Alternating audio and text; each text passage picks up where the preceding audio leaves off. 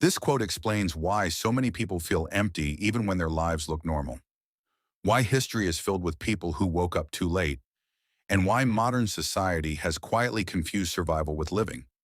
Because most people are not chasing meaning, they're chasing comfort. To live is the rarest thing in the world. Most people exist. That's all. Now that sounds poetic at first, but the deeper you think about it, the more terrifying it becomes.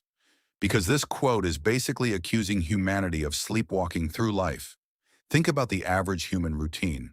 Wake up, check phone immediately, commute, work, pretend to enjoy meetings that could have been emails, come home exhausted, scroll social media until unconsciousness arrives, repeat for 40 years. And the scary part? Most people never question it. That's what this quote attacks.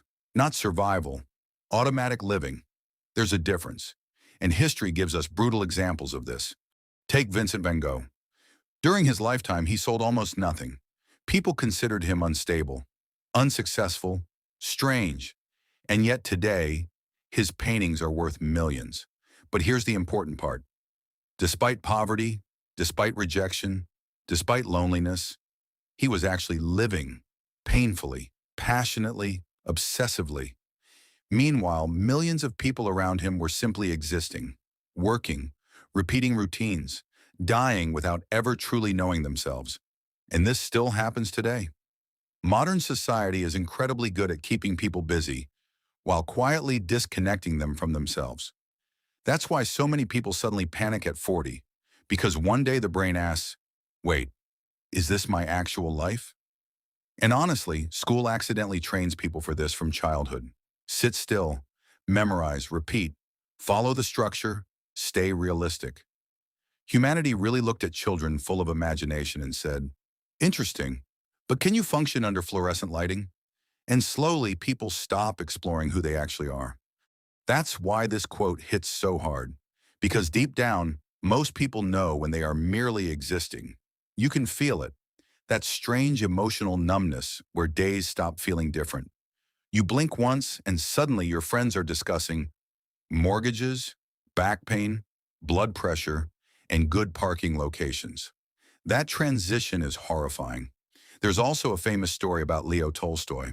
Despite wealth, fame, success, and becoming one of history's greatest writers, he still spiraled into an existential crisis. Why? Because achievement alone does not automatically create meaning.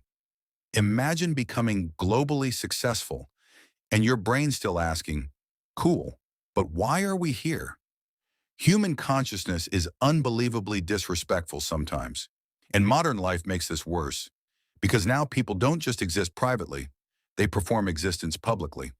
Social media created a world where people can look alive without actually feeling alive. Travel pictures, fake happiness, motivational captions written by emotionally exhausted people. Human beings are fascinating. We now have people filming sunsets instead of watching them. That's how distracted society has become. And the quote is not saying, quit your job and disappear into a forest. Please don't do that. Half of you would lose a fight against mosquitoes within 2 days. The quote means something deeper: presence, awareness, actually experiencing your life instead of mechanically surviving it. Because there's a huge difference between being alive and feeling alive. And maybe that's why this quote survives through generations. Because deep down, people are afraid, not just of death, but of reaching the end of life and realizing they were mentally absent for most of it. That's the real horror. And maybe that's the deepest truth hidden inside this quote.